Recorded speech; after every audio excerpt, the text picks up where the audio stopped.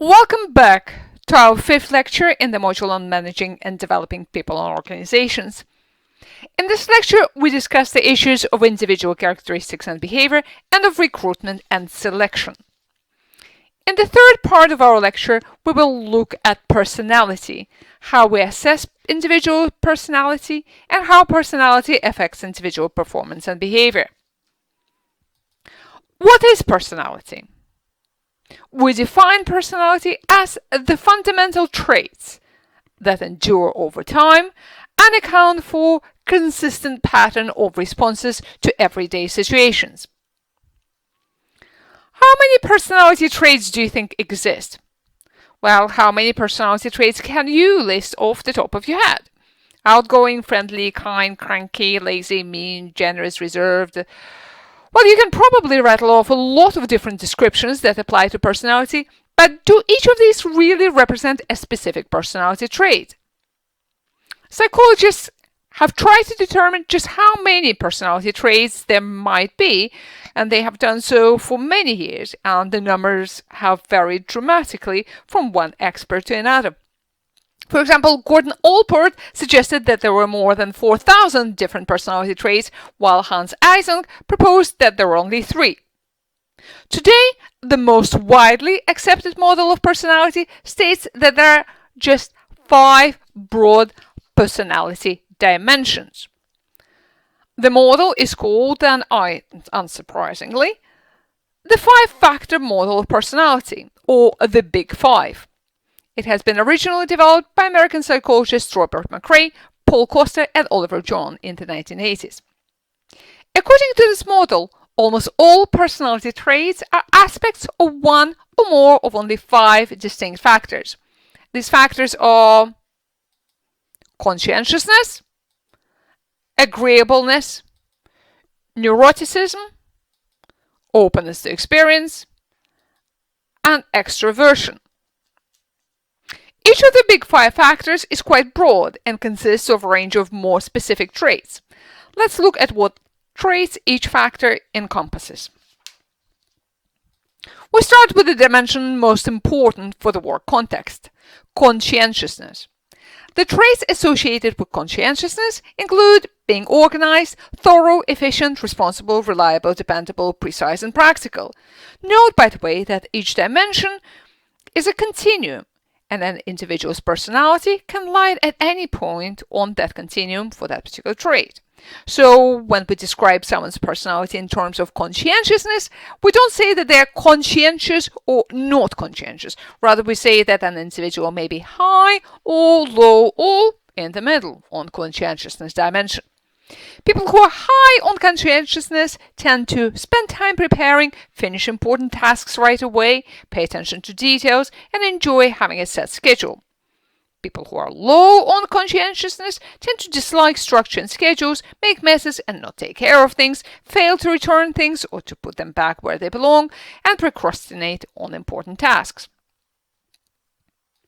Next dimension is agreeableness. This personality dimension includes attributes such as trust, altruism, kindness, affection, and other prosocial behaviors. People who are high on agreeableness tend to be more cooperative, have a great deal of interest in other people, care about others, feel empathy and concern for other people, and enjoy helping and contributing to the happiness of others. People who are low on agreeableness tend to be more competitive and even manipulative. They tend to take little interest in others, don't care about how other people feel, have little interest in other people's problems, and often insult and belittle others. The third personality dimension is neuroticism, or, as it's occasionally called, in a more politically correct way, emotional instability. Individuals who are high on neuroticism tend to experience dramatic mood swings, they worry about many different things, they get upset easily, and often feel anxious, irritable, or sad. Those who are low on neuroticism tend to be emotionally stable and resilient. They deal well with stress, rarely feel sad or depressed, don't worry much, and are normally quite relaxed. The personality dimension of openness to experience features characteristics such as imagination, insight, and originality. People high on openness to experience tend to have a broad range of interests, be adventurous and creative. They like trying new things, tackling new challenges. They're also happy to think about abstract concepts. People who are low on openness to experience are much more traditional and may struggle with abstract thinking in theoretical concepts. They dislike change, do not enjoy new things, resist new ideas, and are not very imaginative. Last but not least, the extroversion dimension reflects such traits as excitability, social ability, talkativeness, assertiveness, and high amounts of emotional expressiveness. People who are high on extroversion are outgoing, tend to gain energy in social situations. They enjoy being the center of attention. They like to start conversations. They have a wide social circle of friends and acquaintances. They find it easy to make new friends, and they feel energized when they're around other people. People who are low on extroversion, we would call them introverted, tend to be more reserved. They prefer solitude. They feel exhausted when they have to socialize a lot. They find it difficult to start conversations. They dislike making small talk and hate being the center of attention. They tend to carefully think things through before they speak. Okay, so five dimensions. To help you memorize these big five, there are two mnemonics: ocean or canoeing.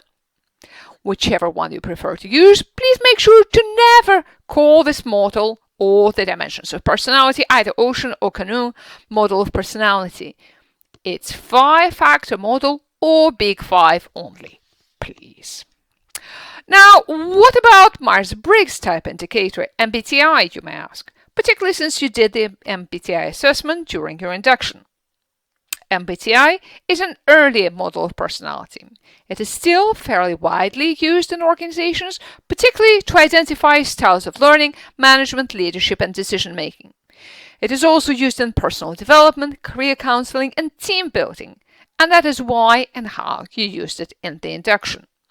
However, it is not the accepted theory of personality.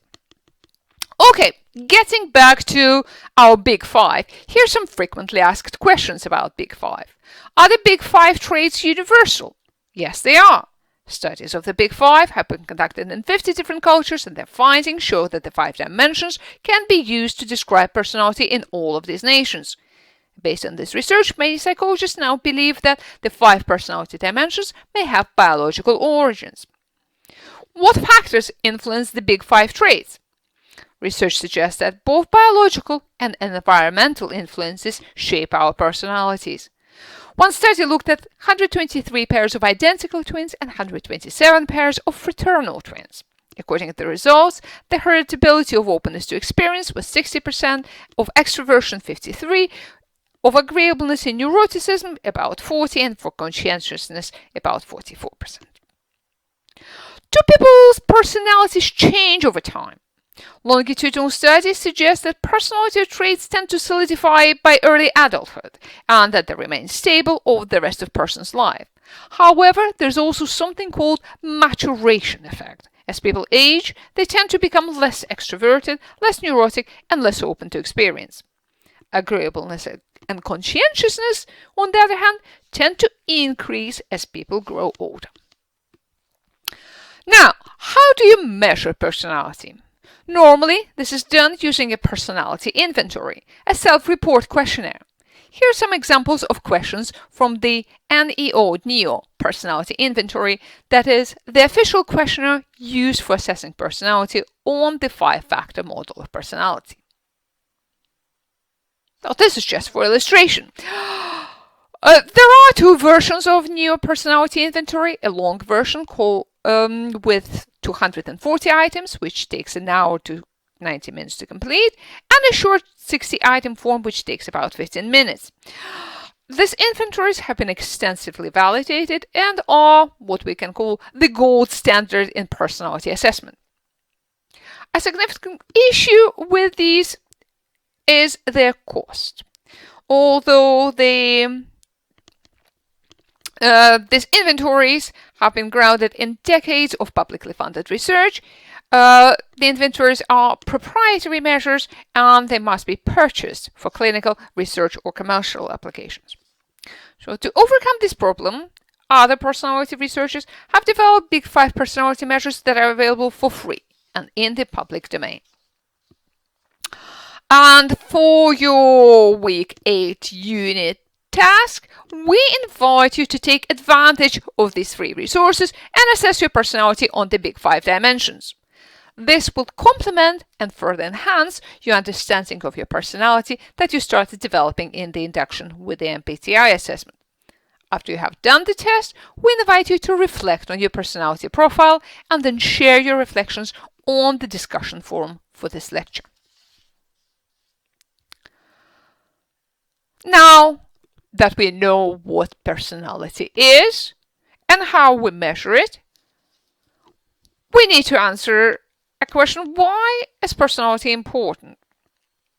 Well, just like general mental ability, personality is a significant predictor of important life outcomes and work outcomes. For example, in terms of important life outcomes, people higher in extroversion and lower in neuroticism report better subjective well-being, that is, happiness. Individuals who are higher on extroversion and agreeableness tend to live longer.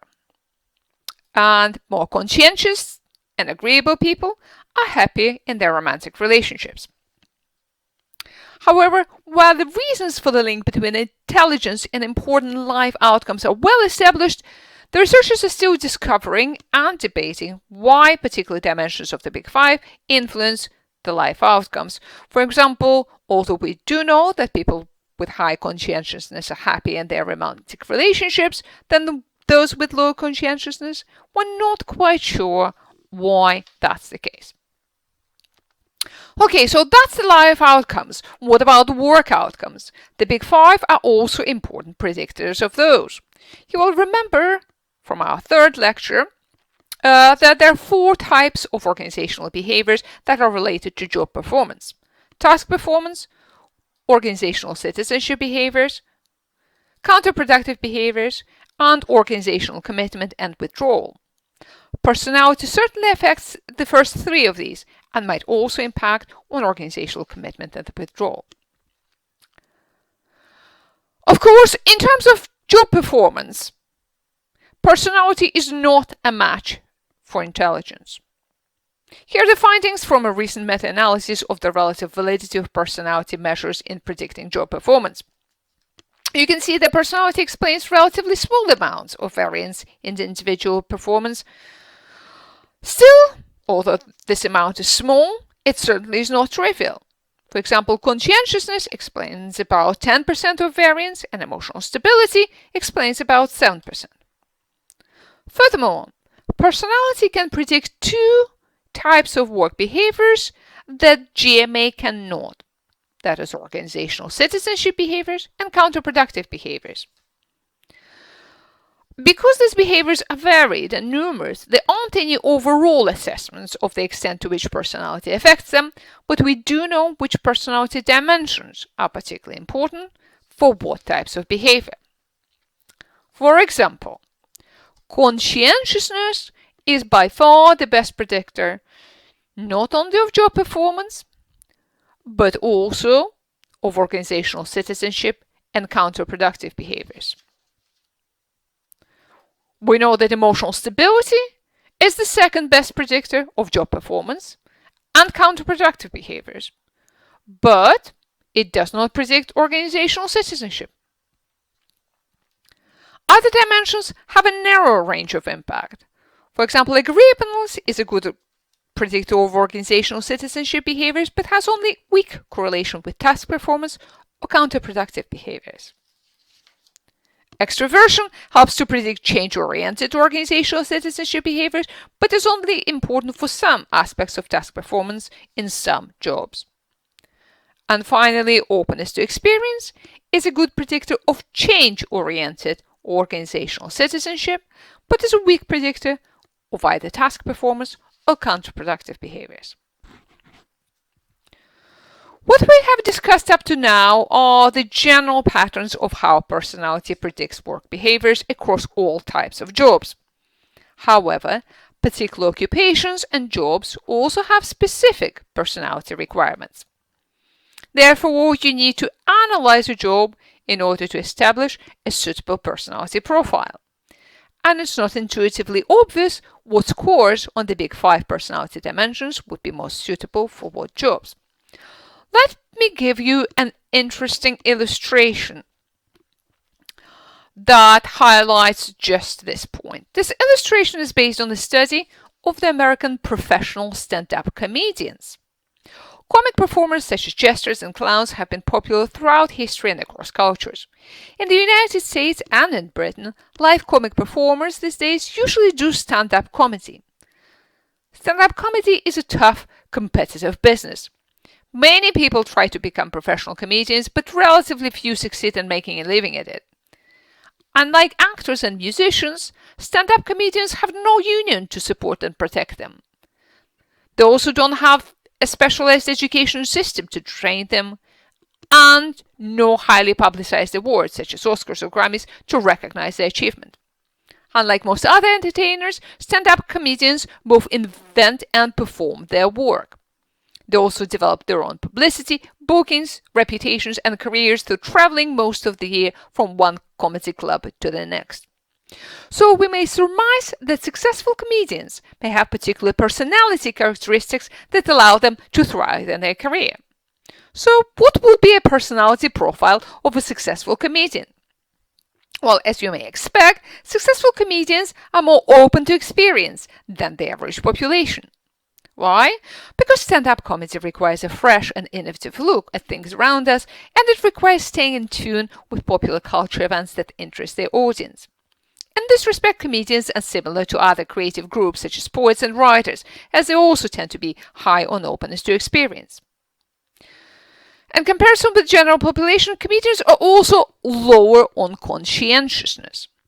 Although conscientiousness is important in stand-up comedy because one must show up on time, book travel arrangements, pursue publicity opportunities, and so forth, it may be more important on balance to have the impulsive disinhibition, so that you can think of weird new ideas that are funny and you can say things in public that may violate social norms. Perhaps the most surprising finding about comedians' personality is that they're lower on extroversion, that is, are more introverted than general population. You might expect comedians' pursuit of fame and attention to place them higher in extroversion, like actors. However, the opposite is true. Perhaps comedians use their performance to disguise who they really are in their daily life and to portray someone they want to be. Comedians are also low on agreeableness, and this is interesting. Actors and politicians tend to be high on agreeableness because of their desire to be loved by their audience and the public. One would have thought the same would be true of the comedians, but that's not the case. And there are several reasons that may explain this. Firstly, much of comedians' work is writing and practicing their performance before they go on stage. This kind of work is highly secretive, and comedians are often very suspicious that others may steal their material. Stand-up comedy is also a very competitive business and often involves diminishing the work of other comedians. More generally, high agreeableness people tend to be placid and kind-hearted, and so they're not good at derogation, mockery, or telling brutal but funny truths, as comedians do. Finally, as for emotional stability, there are no differences between comedians and general public. This is interesting because creative people like poets and writers are usually high on neuroticism, but then they don't have to perform their creations on stage. Comedians, on the other hand, need to have high emotional stability in order to control their on-stage performance, just like people who engage in extreme sports, for example, alpinists and mountaineers, who have to control their anxiety. Well, joking aside and taking closer to home, as I expect you're not planning to become comedians, what is a personality profile of effective leaders? Researchers have conducted a meta-analysis of leadership studies and have established the following correlations. The most important trait appears to be extroversion. While we all might have wished for a quiet, shy, reserved boss at some point, a manager needs to be able to communicate clearly and regularly to be an effective leader. The second most important trait is conscientiousness. A leader must be able to organize their own work and that of the others, and so conscientiousness and the associated traits of reliability, dependability, efficiency, attention to detail, planning, and so forth are crucial leadership traits. The third in terms of importance is the trait of openness to experience. An open person is able to hear suggestions and take input from others. We all want a manager who listens and understands that those doing the work often have ideas that would improve the entire process. Equally important is emotional stability. A fearful, anxious, neurotic person would not be a good manager. The least important is agreeableness. Why? This is not because it doesn't matter whether the manager is nice and sympathetic or cold and unfriendly. It's just that they have to be a bit of both. And this pulls the effect of this personality trait in different directions. On the whole, personality accounts for 28% of the variance in leadership emergence, that is, whether a person is seen as a leader liked by others and whether a person is chosen by others for a leadership role. And personality also accounts for 15% of the variance in leadership effectiveness, that is, whether the followers think the leader is effective or not.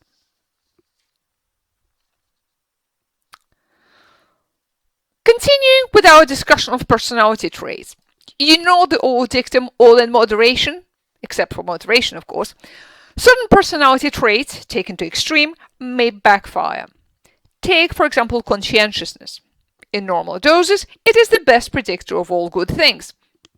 However, taken to extreme, it turns into perfectionism, which actually is not just an everyday term, but also a specific psychological condition. Perfectionism is hyper-conscientiousness and a compulsive form of needing things and the self to be perfect. Perfectionists have overly stringent criteria for judging performance, for themselves and for others. For perfectionists, if it's not perfect, it's worthless, and even minor flaws represent failure. Perfectionism has serious negative consequences. It has been linked to depression, obsessive-compulsive disorders, anxiety, burnout, and even early mortality. Now take extroversion. Extroversion is good, but it can have a dark side. Extroverts often desire status and want to be seen as superior to others to attract social attention. These characteristics translate into behaviors such as assertiveness, interpersonal dominance, and talkativeness. To start with, peers tend to perceive these behaviors favorably and initially award to extroverts high status in groups and relationships. However, as they work together longer, peers start to see extroverts' faults. They find that extroverts tend to be poor listeners who are unreceptive to input from others. Extroverts also frequently fuel competition and conflict. Peers also often interpret extroverts' behaviors as attempts to self-aggrandize and to take credit for group work rather than to truly benefit the group. While good traits can have a dark side, the less desirable trait of neuroticism can have a bright side. Neuroticism is related to low self-esteem, so neurotics in task groups often start in a low-status position. This means that initially their peers do not respect them as much as they do other, more emotionally stable colleagues. However, because neuroticism is also associated with social anxiety, neurotics tend to exert more effort and contribute more to the tasks. And this then earns them more respect and approval from their colleagues. So neurotics effectively surpass their colleagues' expectations. Neuroticism has also been recently linked to creativity through the association between neuroticism and something called the capacity for self-generated thought. Self-generated thought refers to thinking about things other than those that occur in the immediate environment. It includes daydreaming, mind-wandering, imagining improbable and impossible scenarios, and having creative ideas. There is in fact some evidence that professional painters and sculptors, and also individuals who work in creative roles in the advertising industry, tend to score higher on neuroticism than the average population. And then, since we're talking about the bright and the dark sides of the personality traits that describe more specific combinations of personality facets, and the most intriguing is the so-called dark triad: narcissism, Machiavellianism, and psychopathy. Let's have a look at what these are. The word Machiavellianism comes from the name of the Italian Renaissance diplomat and writer Niccolo Machiavelli, who wrote Il Principe, The Prince, a guidebook for people who want to seize and retain political power. In this book, Machiavelli suggested that even a morally righteous man must make deliberate use of ruthless, immoral, and deceptive methods when dealing with unscrupulous men. The Machiavellian personality is defined by three interrelated values: belief in the effectiveness of manipulation when dealing with other people. For example, never tell anyone the real reason you did something unless it's useful to do so. Another one is a cynical view of human nature. For example, Machiavellian person would say it's safest to assume that all people have a vicious streak and will come out when they're given a chance. And the third aspect is a moral outlook that puts expediency above principles. People would say it's hard to get ahead without cutting corners here and there. That's Machiavellianism. Now, narcissism. The term narcissism comes from a Greek myth that tells of a young man called Narcissus who fell in love with his own reflection in a pool of water. The hallmark of narcissism is self-aggrandizement. Narcissism includes an inflated view of self, fantasies of control, success, and admiration, and a desire to have this self-love reinforced by others. Narcissists tend to exaggerate their achievements, they block criticism, they refuse to compromise, and they seek out interpersonal and romantic relationships only with the individuals who can admire them. The third personality type within the dark triad, psychopathy, is marked by lack of concern for both other people and for social rules and norms. It's also characterized by impulsivity and a lack of guilt or remorse when the actions of psychopaths harm others. Interpersonally, psychopaths are often glib, charismatic, and are skilled impression managers, but they're also more dishonest, reckless, and cruel than the population average. The dark triad traits can perfectly coexist with normal functioning. Just because someone scores high on any of these, or on all three, doesn't mean that they would have problems at work or in their personal life. As Hervey Cleckley wrote in his classic 1940s book, The Mask of Sanity, psychopathic businessman works industriously and appears rather normal, except for his periodic sprees of marital infidelity, callousness, wild drinking, and risk-taking. Recent research has highlighted a wide range of career-related benefits for these personality characteristics. A German study showed, for example, that narcissism was positively correlated with salary, and Machiavellianism was positively correlated with leadership level. Another study estimated that the levels of psychopathy were 3 times higher among the members of corporate boards than in the general population. Co-workers often perceive psychopaths as creative, good strategic thinkers, and good communicators. They frequently think that psychopathic personalities have leadership potential. It appears that manipulativeness, aggressiveness, self-promotion, single-minded determination put the individuals with dark triad personalities at an advantage to climb the corporate ladder. Why do these guys win? Why do the bad guys win? In part, this is because they also have a bright side. There's not just the dark side, but also a bright side to the dark triad personalities. Some positive personality characteristics, such as extroversion and openness to experience, are generally high among dark triad personalities. In addition, dark triad traits enhance competitiveness, if only by inhibiting cooperation and altruistic behaviors. In addition, psychopathic and Machiavellian tendencies facilitate both the seduction and intimidation tactics. These tactics frighten potential competitors and captivate bosses. This also explains why individuals with dark triad traits are often great actors and are popular with the opposite sex. However, although these dark triad traits may bring individual gains, their success comes at a price, and that price is paid by the group and, broadly speaking, the organization, and even broadly the society. In evolutionary terms, dark triad personality traits constitute the essence of the free riding. And the more polluted the organizational environment is, in a political sense, the more these parasitic personalities will thrive. The dark triad traits represent the toxic assets of a personality. You can certainly turn them into career weapons, but the group and the organization will generally lose the more they win. How to establish whether someone is narcissistic, psychopathic, or Machiavellian? Well, as you have by now figured out, there are psychometric assessments for every kind of personality, so there are such for the dark triad as well. Here's this so-called short dark triad measure. These are the questions that measure narcissism, and there are the questions that measure Machiavellianism.